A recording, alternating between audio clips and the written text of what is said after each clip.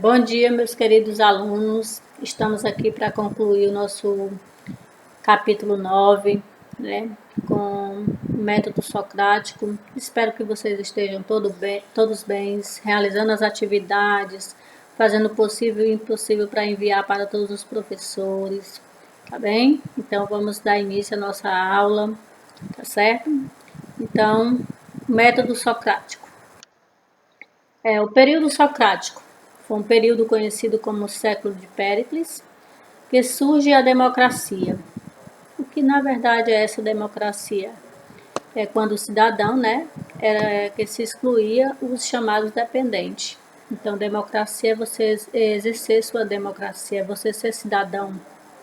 Grande mudança na educação grega, precisava saber falar e ser capaz de persuadir os outros, ou seja, essas mudanças na educação ocorreram, onde as pessoas precisavam saber falar e ser capaz de conversar um com os outros, entender um ao outro.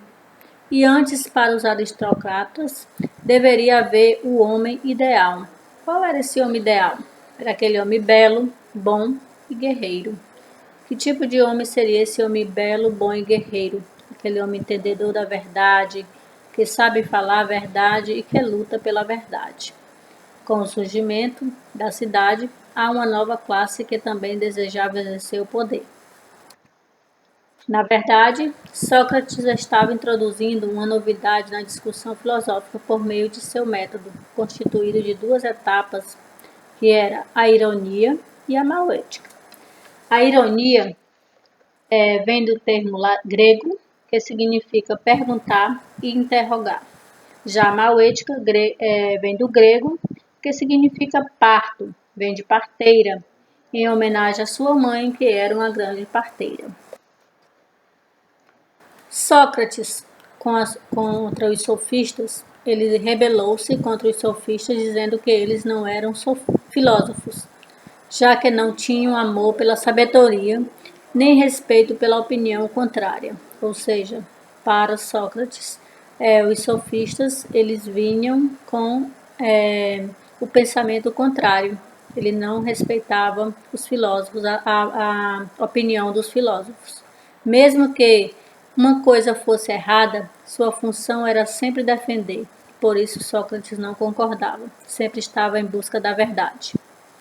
No entanto, também era contra os cosmológicos, pois afirmava que estes não estavam em busca da verdadeira filosofia, pois a verdadeira filosofia é quem busca a verdade. Afinal, o que propunha Sócrates? Conhecido como antropológico, valorização do homem na sociedade. Conhece-te a ti mesmo antes de fazer filosofia. Certo é conhecer a verdade dentro de você, ou seja, cada um de nós temos a verdade dentro de nós. Então nós devemos nos conhecer primeiro, saber a nossa verdade. Platão disse que Sócrates saía pelas ruas questionando as pessoas sobre os valores e ideais nos quais os gregos acreditavam e que julgavam conhecer. Só sei que nada sei. Essa é uma das frases mais conhecidas de Sócrates. E o que é que significa? A consciência da própria ignorância, que é o começo da filosofia. Nós observamos aí a imagem de Sócrates, falando só sei que nada sei, e vem um rapazinho ao lado dizendo que ele era burro, que podia dar 0 para ele porque ele estava apresentando a frase só sei que nada sei, que na verdade ele sabe tudo. Buscava a essência real das coisas, no entanto, essa essência poderia variar, mas o conceito sobre determinada coisa não muda. Qual era a diferença entre opinião e conceito?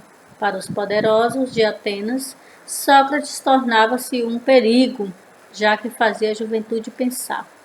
E como ele fazia essa juventude pensar? Dando a sua opinião própria, fazendo com que as pessoas pensassem e fossem um cidadão da democracia.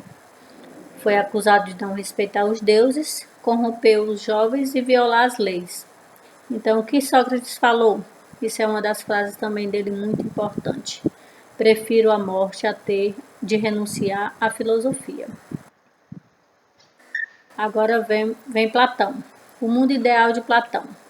Platão usou da dialética para resolver o problema na contradição entre Heráclito e Parmênides. Platão voltou seu pensamento para o homem. Para ele, as ideias de Heráclito seriam verdadeiras num mundo sensível onde tudo tende a mudar constantemente. Ele encontrava também correção no pensamento de Parmênides, não no mundo sensível, mas no mundo ideal. Assim, o mundo das ideias busca pela verdade conduziria o homem a um caminho pelo qual encontraria as ideias das coisas. As ideias seria a encarnação da perfeição. Um mundo das ideias seria assim um mundo do perfeito.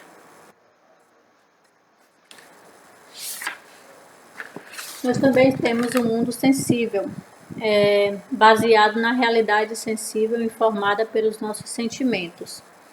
Percebido pelos sentidos, é o local da multiplicidade do movimento, pura sombra do verdadeiro mundo.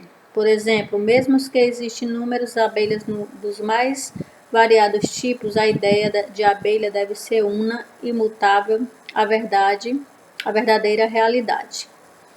E o mundo das ideias, baseado em nossa razão, que era, afinal, o mundo inteligível, que é alcançado pela dialética antecedente, que fará a alma elevar-se das coisas múltiplas e mutáveis às ideias unas e imutáveis. Agora vamos falar um pouco sobre São Tomás de Aquino. A existência de Deus, em sua obra mais famosa, Suma Teológica, Tomás de Aquino tenta arranjar provas da existência de Deus, tentando unir a razão e a religião, a teologia e a ciência. Profundamente inspirado por Aristóteles, seu argumento é de que o movimento existe e tudo que se move é movido por outro motor, assim por diante. Até que no fim haverá um motor imóvel, e este seria Deus, que segundo ele era perfeito, infinito, imutável, a causa de todas as coisas e que ordena a natureza. Então Deus é a causa da nossa vida. Então ele nos ordena, ele nos deu a vida. Então para ele, Deus era perfeito e infinito. São Tomás de Aquino introduziu elementos da filosofia de Aristóteles no pensamento da Igreja, sobretudo no movimento escolástico, buscando a harmonia entre a fé e a razão. Assim como Aristóteles, ele cria que as ideias não eram inatas e que o conhecimento era fruto da observação sensível. Então, o conhecimento a gente poderia observar. Através do conhecimento sensível, a gente poderia obter o fruto da razão. Para Tomás de Aquino, a virtude tem boas bases na ética de Aristóteles. Ele escreve sobre a moral e a tradição cristã, tentando esclarecer qual a finalidade da existência humana. Segundo ele, existem as virtudes intelectuais, que aperfeiçoam o intelecto, e as virtudes morais, aperfeiçoam os apetites, as virtudes morais e a prudência, cuja ajuda a conter os apetites. Porém, somente com Deus o ser humano consegue as virtudes teologais, como a prudência, a temperança, justiça e coragem. As frases de São Tomás. O primeiro degrau para a sabedoria é a humanidade. Então, a humanidade é um dos primeiros degraus para a sabedoria. Para aqueles que têm fé, nenhuma explicação é necessária. Para aqueles sem fé, nenhuma explicação é possível. Então, nós que temos fé, tudo é importante, tudo é necessário na nossa vida. Tudo pode. E para os que não têm fé, nada é possível. Tchau, bons estudos e até a próxima aula. Realizem as atividades, certo? Um grande abraço.